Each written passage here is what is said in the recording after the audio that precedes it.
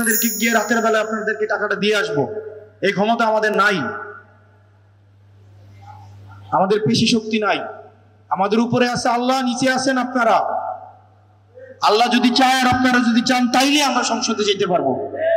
এছাড়া আমাদের ব্যাকডোর কোন ধরনের শক্তি আমাদের নাই।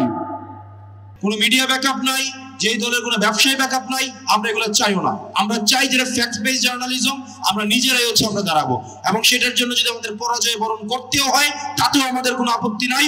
দিন শেষে আমরা জনগণের জয়টা চাই, জনগণের ক্ষমতাটা চাওয়া হচ্ছে আমাদের জরুরি। আমাদের এনসিপির এখানে আপনারা যারা দেখতে পাচ্ছেন, আমাদের এখানে যারা আছে, আমরা মা বোন দেশবাসীকে বলি, আমরা ভোট বুঝি না, আমরা নির্বাচন বুঝি না, আমরা নির্বাচন করি নাই।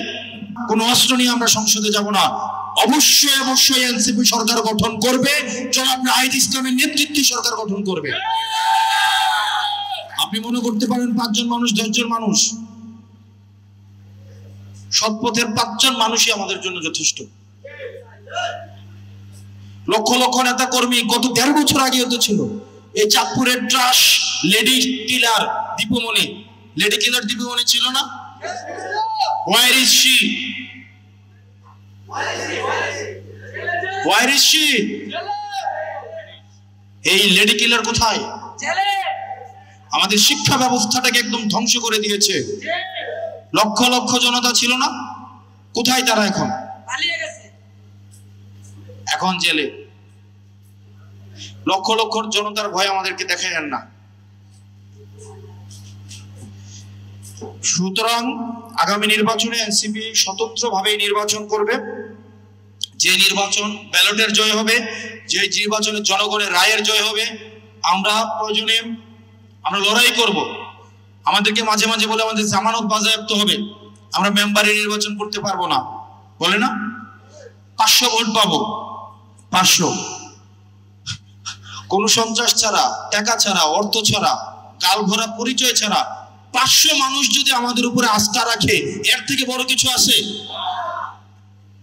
500 মানুষই আস্থা রাখলে সমস্যা কি?